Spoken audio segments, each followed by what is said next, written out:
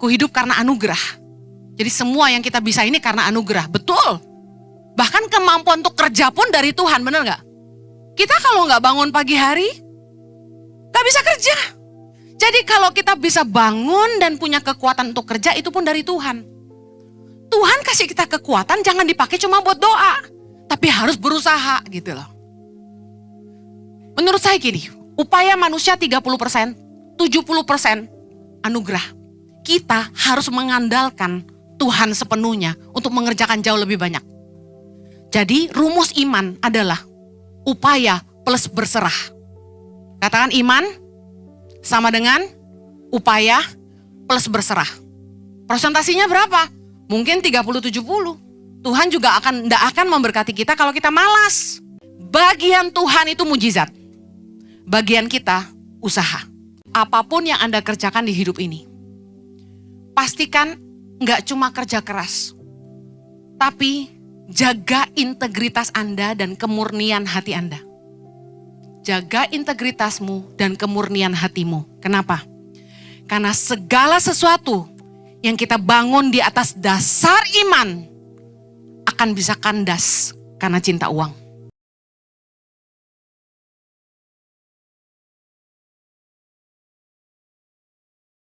Terima kasih.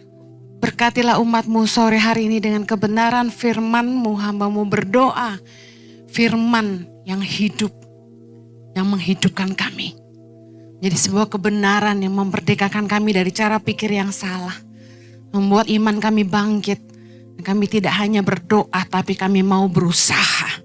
Memberikan yang terbaik yang kami bisa. Kami percaya penyerahan hidup kami kepada Tuhan tidak akan pernah sia-sia karena Tuhan sumber segalanya. Tolong hamba-Mu karena sungguh tanpa Engkau hamba tidak mampu menyerahkan setiap menit-menit ke depan ke dalam pimpinan Roh Kudus sepenuhnya. Di dalam nama Yesus yang siap diberkati, sama-sama katakan Amen. Silakan duduk kembali, puji nama Tuhan. Shalom. Iman tanpa perbuatan hakikatnya adalah mati. Yakobus 2. Ayat 14, sama-sama yuk. Apakah gunanya saudara-saudaraku jika seorang mengatakan bahwa ia mempunyai iman, padahal ia tidak mempunyai perbuatan? Dapatkah iman itu menyelamatkan dia? Ayat 17, demikian juga halnya dengan iman.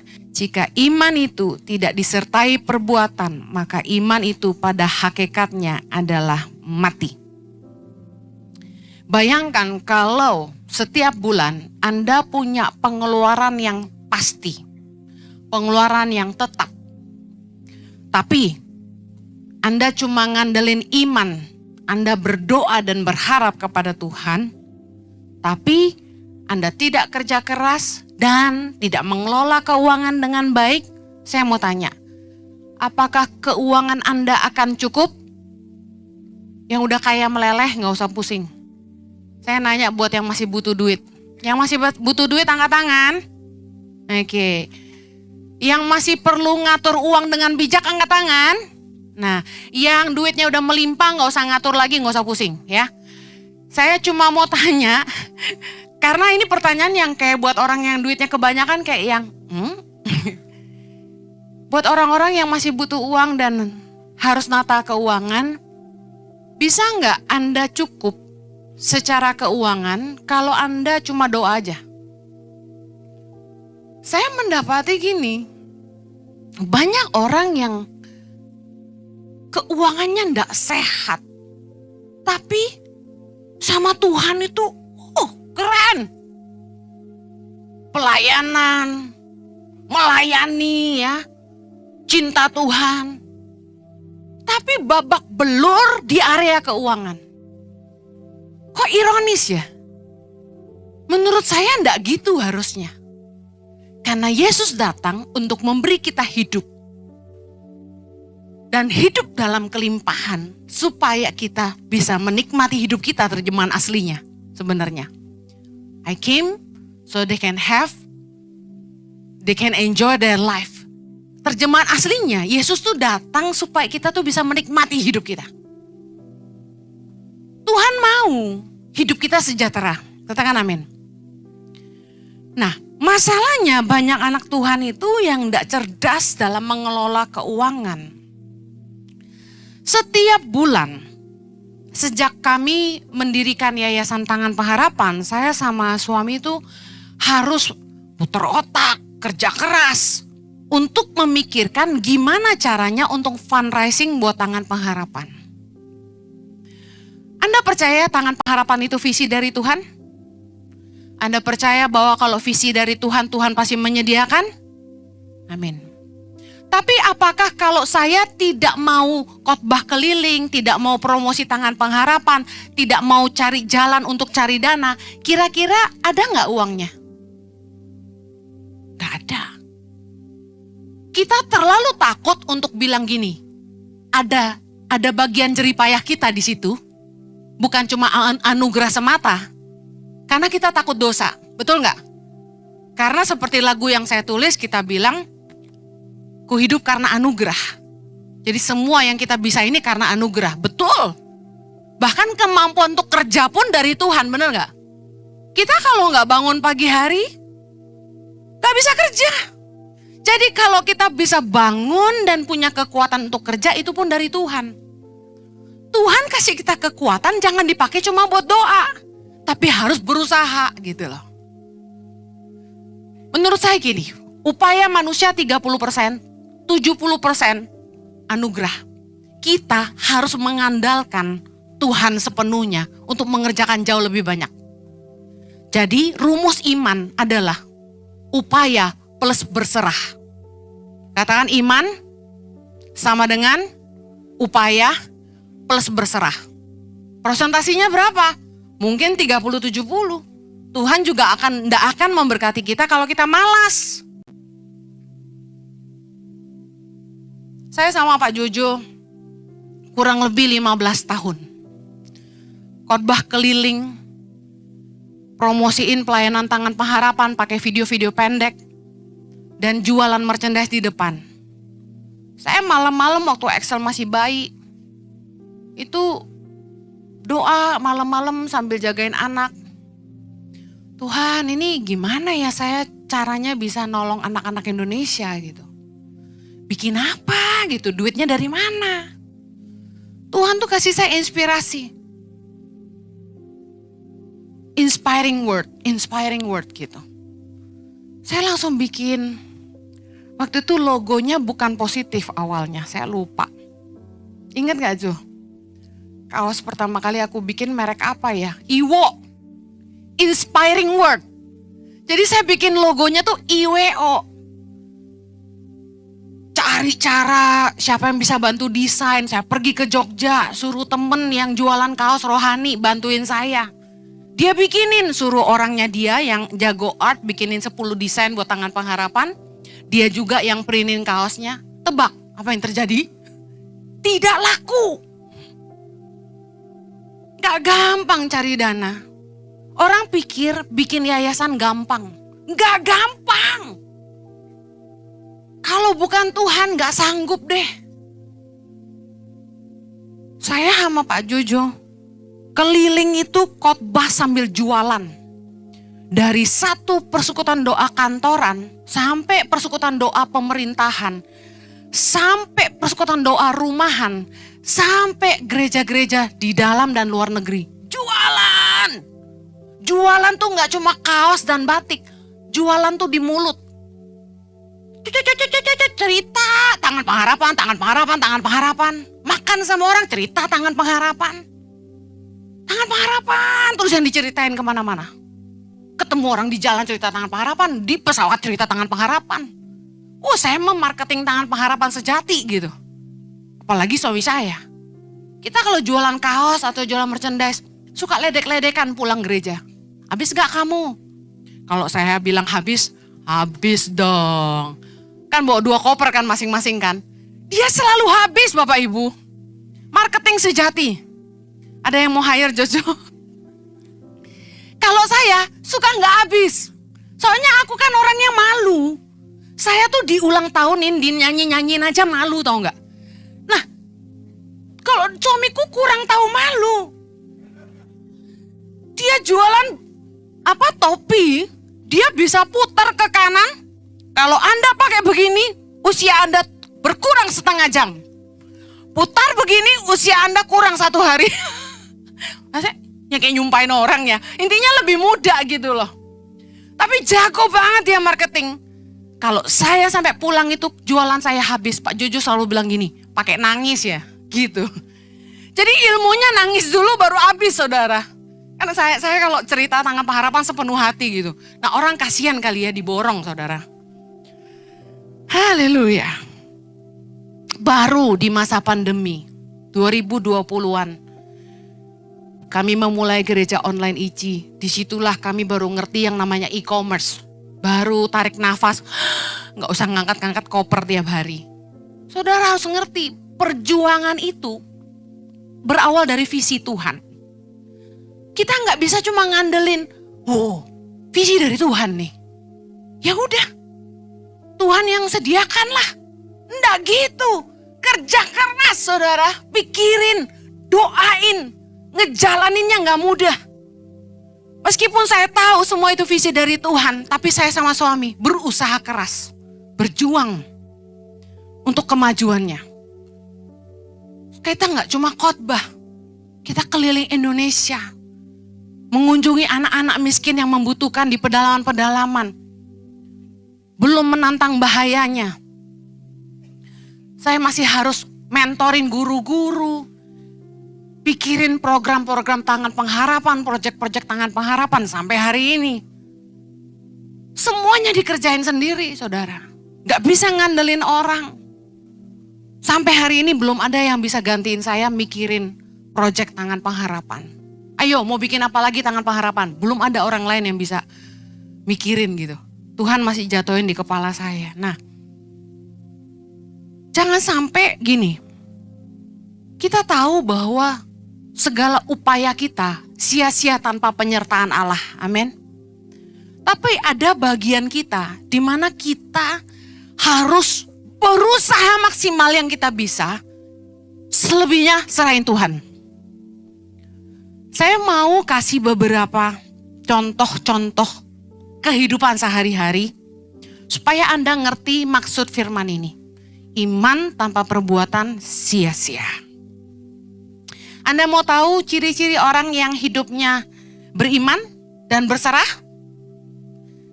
Dia hidup tanpa kekhawatiran. Orang yang hidupnya itu benar-benar beriman dan berserah sama Tuhan, tidurnya nyenyak, bisa makan enak, gak punya beban, padahal masalah ada. Di sini siapa yang gak punya masalah? Angkat tangan. Siapa di sini yang hidupnya problem free? Angkat tangan. Pak Jojo punya masalah? Punya masalah. Tapi bukan tentang istri kan Bapak? Bukan ya? Istri aman? Istri sayang? Puji Tuhan. Kalau enggak aman loh nanti. Saudara dengar. Kami berdua ini beban berat banget. Punya kebutuhan pribadi. Di luar yayasan, di luar gereja. Kami kan gak ngambil apa-apa gitu. Jadi kalau kita punya kebutuhan ya berjuang, kita nggak nyolong-nyolong.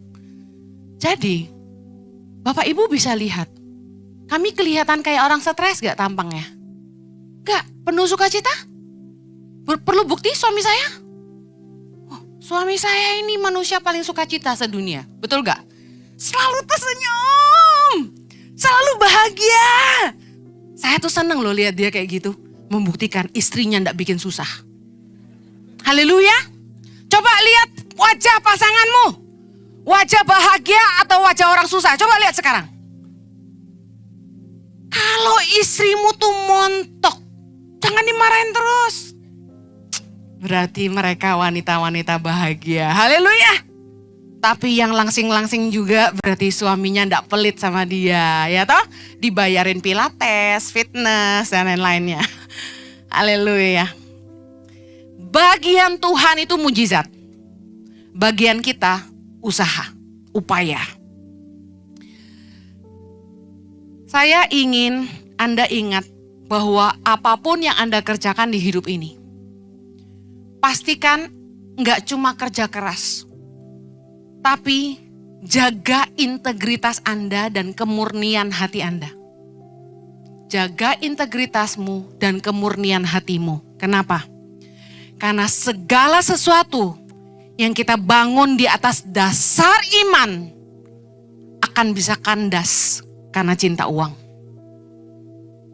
Anda mungkin udah doa, Tuhan berkati karir saya supaya saya dipromosi. Tuhan berkati bisnis saya supaya saya makin besar. Tuhan berkati pelayanan saya supaya makin hebat. Saya kasih tahu, semua yang Anda doakan di atas dasar iman itu, apapun yang Anda bangun di atas dasar iman, itu bisa kandas kalau Anda tidak jaga integritas dan kemurnian hati Anda. 1 Timotius 6 ayat 10 bilang, sebab oleh memburu uanglah beberapa orang telah menyimpang dari iman. Jangan sampai apapun yang Anda bangun, dimulai dengan roh, hasil doa, dimulai dari anugerah, diakhiri dengan daging, diakhiri dengan dosa. Waktu masih miskin, Anda berdoa, Anda beriman, Tuhan berkati, tapi tidak jaga hati, Anda bikin dosa, Anda akhiri itu dengan daging. Apapun yang Anda sudah bangun dengan roh, jangan akhiri dengan daging. Amen. Iman itu bukan NATO. Ngerti NATO? No action, talking only. Iman itu enggak cuma doa dan ngomong doang. Iman itu harus disertai dengan tindakan. Saya share beberapa hal. Sebelumnya saya mau bilang ini. Tindakan kita setelah berdoa, ingat baik. Tindakan kita setelah berdoa dan respon kita terhadap masalah akan menentukan hasilnya. Kalau Anda berdoa untuk apapun, tindakan Anda setelah berdoa dan respon Anda dalam menghadapi masalah akan menentukan hasilnya. Apa yang Anda akan hadapi di kehidupan Anda. Mungkin rada jelimet, Anda gak ngerti, saya kasih contoh sehari-hari. Kalau Anda berdoa supaya Tuhan memulihkan rumah tangga Anda, tapi Anda gak pernah introspeksi diri, gak pernah evaluasi, waktu bertengkar terus sama istri, sama suami, Anda ndak mau ngalah, Anda ndak pernah pikirin solusinya, Anda ndak pernah cari tahu sebenarnya masalahnya apa sih. Dan Anda sendiri ndak pernah mau berubah, ndak mau ngalah. Yang sombong gak mau rendah hati, yang egois gak mau ngalah, yang pelit gak mau murah hati, yang kasar gak mau berubah jadi lemah lembut, yang cerewet gak mau lebih tenang, yang suka marah gak mau belajar sabar, yang banyak nuntut gak mau lebih ngerti. Saya kasih tahu, biarpun Anda berdoa dan berpuasa, keadaan Anda gak akan lebih baik. Bisa jadi malah lebih parah. Iman tanpa perbuatan sia-sia. Mungkin Anda bergumul buat rumah tangga Anda, udah capek berantem terus, udah capek sama istri tuh gak bisa ngomong. Kemesraan udah hilang. Tuhan tolong supaya rumah tanggaku dipulihkan. Anda berpuasa buat pasangan Anda yang mungkin selingkuh dan gak pulang-pulang. Saya kasih tahu, bagi Tuhan memulangkan pasanganmu ke rumah segampang membalikan telapak tangan. Tapi kalau Anda gak berubah, cerewetnya gak berhenti, mau berapa lama dia tinggal di rumah? Pikirin aja. Udah puasa nih, biar suaminya pulang. Tapi kalau Anda gak berubah, dia pulang Anda marah-marah, dia pulang Anda marah-marah. Kira-kira tahan berapa lama di rumah? Sehari. Oh baik kamu. Sejam. Bagi Tuhan memberkati kita segampang membalikan telapak tangan. Setuju, katakan amin. Tapi kalau Tuhan memberkati kamu, berapa panjang umur bisnismu tergantung integritasmu, kesungguhan hatimu, konsistenmu, excellentmu. Setuju, katakan amin. Tuhan itu berkati kamu bisa punya usaha, katakan restoran atau kafe. Tuhan berkati dong. Lalu tanggung jawab siapa ngelola dengan baik? Tanggung jawab siapa menjaga rasanya harus konsisten, kualitasnya harus terbaik, kebersihannya harus dijaga. Tanggung jawab kita. Tuhan memberkati kita pasti. Tapi bagian kita Ada lagi nih, tindakan sesudah berdoa. Berdoa. Setelah berdoa, contoh, Anda berdoa, Tuhan pulangkanlah suamiku ke rumah atau pulangkan anakku ke rumah. Setelah berdoa dalam nama Yesus, amin. Langsung keluar tanduk 2. Suami pulang, ngapain lu masih mau injak rumah ini, ha? Gua gak mau tahu lu lagi. Lu maunya sama wewe gombel, lu pergi. Galak. Laki-laki gak tahu diri, gak mau kerja, gua yang kerja, dimarahin lagi.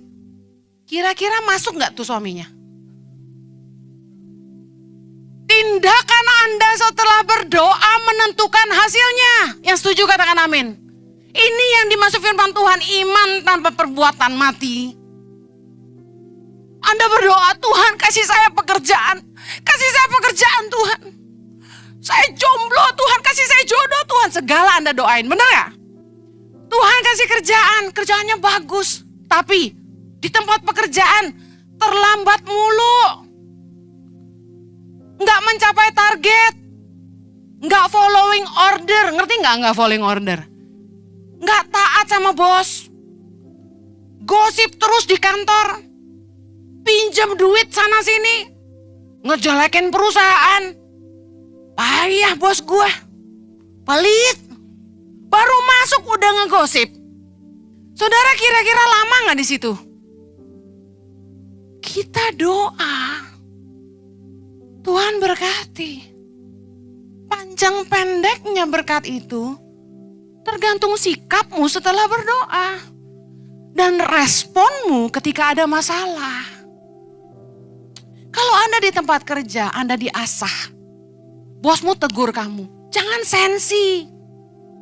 Saya tahu gak ada orang yang suka dikritik. Gak ada orang yang suka dikasih tahu jeleknya. Tapi kalau Anda punya iman, oh Tuhan taruh saya di sini. Tuhan mau bentuk saya di sini. Dimanapun Tuhan tempatkan kamu, kamu harus percaya Tuhan yang taruh kamu di situ. Untuk mengubah, untuk menambah nilai, untuk jadi berkat bagi orang-orang yang ada di situ. Jadi berkat buat perusahaan tempat kamu kerja. Jangan dikit-dikit itu ngomongin jeleknya atasan. Gak puas ini, gak puas itu. Gaji kok segini, kerjaannya banyak. Zaman sekarang cari kerja susah. Jangan bertingkah. Tuhan pasti capek dengerin doa orang-orang yang taunya minta tapi gak bisa kerja. Saya pengen jemaat isi diberkati. Yang harus berubah itu adalah mentalitas kita. Nilai-nilai kita harus berubah. Anda pintar Alkitab tapi tidak jago menghidupinya buat apa? Amen. Kuliah nggak lulus-lulus. Saya kasih tahu, Anda kalau doa puasa terus Anda tetap nggak lulus. Giliran kuliah males, belajar nggak sungguh-sungguh, assignment nggak dikerjain. Yang lebih parah pacaran melulu. Tutor lagi ngomong, WA-an, Instagraman, selfie-an. Yang dipikirin pacar terus. Saya kasih tahu, pacarmu ketemu yang lebih kaya, lebih ganteng, kamu ditinggalin. Jangan fokusnya pacar ketika kamu harusnya membangun masa depan. Orang yang pacarannya sehat itu membangun masa depan. Bukan meruntuhkan masa depan. Ya dong? Kalau kamu lagi kuliah pacarmu gangguin terus, putusin. Kamu ndak akan bikin saya lebih baik. Buat apa? Jangan pacaran sama orang yang bikin kamu toksik. Bu Heni kalau udah nikah, no turning back. Lu yang pilih kok. Bagus jelek harus dihadapin. Firman Tuhan cuma mengizinkan kita berpisah dengan satu syarat, tidak nikah lagi sampai dia dipanggil Tuhan. Jangan disumpahin mati juga.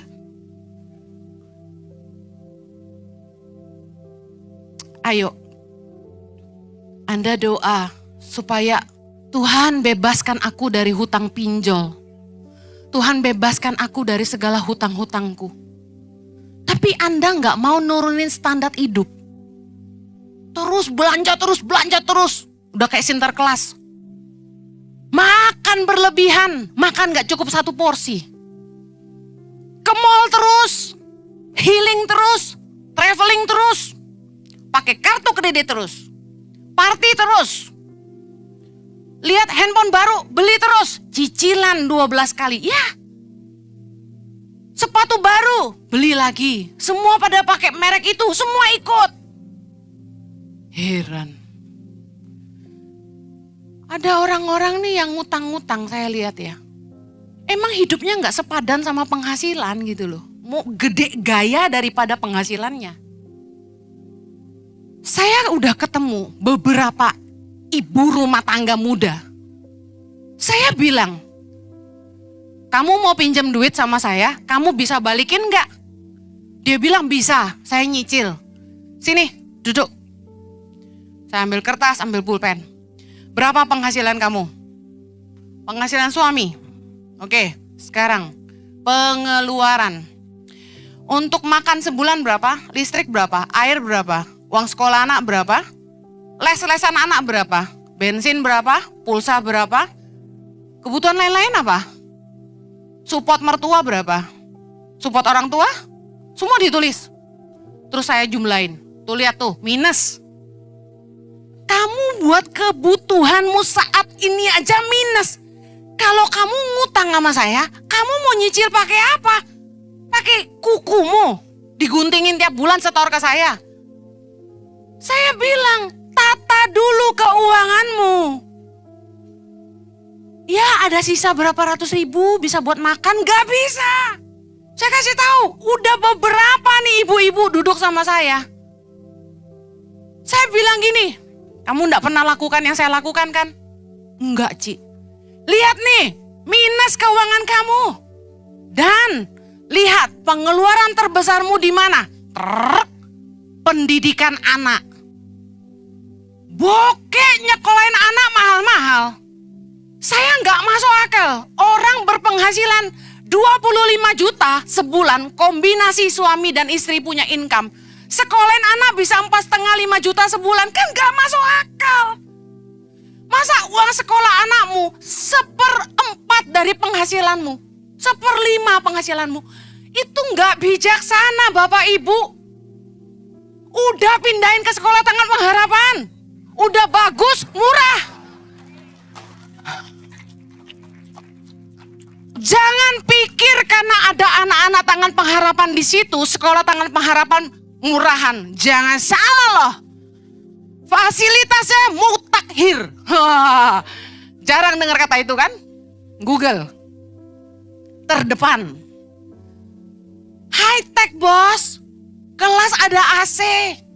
Meja bagus, lantai keren. Semuanya the best, gurunya terbaik. Gimana loh? Dan gak pakai mahal. Karena saya gak mau anak-anak itu sekolah, orang tuanya sampai ngutang-ngutang. Banyak jemaat yang minta diskon. Saya cek dulu, beneran gak punya duit, apa karena yayasan jadi minta diskon nih? Saya duduk sama ibu-ibu udah beberapa. Cengli menurut saya. Kamu kegedean gengsi kan? Kamu malu ngeluarin anakmu dari sekolah itu karena malu sama teman-temanmu kan? Iya dong Ci. Kok iya dong Ci lagi? Uang masuk sekolah, uang pangkal 35 juta. Uang pangkal. Tangan Pengharapan berapa Ki? SD uang pangkal 10 juta. Lebih kurang dari sepertiganya, kok milih sekolah lain? Bingung. Uang sekolahnya berapa saya tanya? 4,5 juta. 4,5 juta. Penghasilan kamu berapa? 25 juta max. Gak bijak. Katakan besok suamimu jadi konglomerat, itu berkat Tuhan. Tapi hari ini bijaksanalah. Kamu berdoa, Tuhan berkati aku. Tuhan bilang gini, segini aja lu gak bijak. Kita harus bijak, jangan gede gengsi lalu kita sengsara. Kualitas hidup itu harus lebih penting daripada spendingnya. Orang lebih mikirin baju mahal tapi gak mikirin kesehatan. Coba Anda kerja keras demi nutupin kebutuhan rumah tangga, lalu Anda kurang waktu sama keluarga, salah gak? Harusnya hidup cukup-cukup aja supaya masih punya waktu sama keluarga. Itu yang benar. Jangan minggu harusnya ibadah masih meeting. Ya kan Bu, ada online. Iya suka sih. Tapi kan harusnya hari Minggu udahlah. Ibadah, spend time sama keluarga. Amin. Berkat Tuhan gak kemana. Iman tanpa perbuatan mati. Kalau Anda bergumul dengan dosa-dosa Anda pengen lepas, Anda pengen bebas, gak mau jatuh bangun dalam dosa, Anda merasa berdosa, bersalah. Saya kasih tahu, kalau Anda gak mau berhenti bergaul dengan teman-teman yang suka ngajak Anda berbuat dosa, Anda gak akan keluar dari sana. Anda akan terus jatuh dalam dosa. Kalau Anda gak menghindari hal-hal yang membuat Anda lemah, yang membuat Anda tergoda untuk terus jatuh dalam dosa, ya Anda gak bisa menang. Iman tanpa perbuatan mati. Gak bisa. Dalam nama Yesus, aku bebas dari dosa. Mana bisa kalau Anda terus masuk ke tempat itu. Menggoda dirimu sendiri. Diajak teman, minum dikit lah. Isep dikit lah. Pegang dikit lah. Semuanya kan gitu. Kalau dosa itu gampang ditolak, itu bukan dosa. Dosa itu justru begitu sulit ditolak, begitu menggairahkan, menggoda kita. Iblis paling tahu apa yang paling Anda suka. Menghindarlah dari sana. Menghindarlah dari pergaulan yang salah. Saya akhiri. Firman Tuhan berkata, iman tanpa disertai perbuatan hakikatnya mati. Orang yang beriman harus hidup takut akan Tuhan. Ibrani 11 ayat 6, saya akhiri. Kita baca sama-sama. Tetapi tanpa iman tidak mungkin orang berkenan kepada Allah. Sebab barang siapa berpaling kepada Allah, ia harus percaya bahwa Allah ada. Dan bahwa Allah memberi upah kepada orang yang sungguh-sungguh mencari Dia. Kalau Anda percaya sama Tuhan, Anda percaya bahwa Dia ada, Anda akan sungguh-sungguh dengan hidup Anda. Saya kasih contoh. Kalau kita ada di rumah, pembantu pasti kerjanya lebih rajin. Ada amin? Kalau kita ada di kantor, pegawai-pegawai di kantor pasti kerjanya lebih rajin. Betul nggak? Tapi ketika kita nggak ada, mereka nggak berintegritas. Ada yang nggak kerja, ada yang nggak masuk mungkin. Ada yang masuk siang mungkin. Mungkin pembantu di rumah kalau kita nggak ada, bangun siang mereka. TikTokan aja mereka. Nggak nyikat kamar mandi. Nggak bersihin kamar, kan kita nggak ada. Perhatikan sikap-sikap ini. Itulah kita. Orang yang beriman, percaya Allah ada. Kalau Anda percaya Allah ada, berintegritaslah dengan hidup Anda. Jangan cuma tahu doa, tapi hidup sungguh-sungguh. Anda mau hutangmu dibebaskan sama Tuhan? Bijaksanalah mengelola keuangan. Tata baik-baik, kelola baik-baik berkat yang Tuhan titip di tanganmu. Tuhan tuh pasti memberi upah kepada orang yang sungguh-sungguh mencari Dia.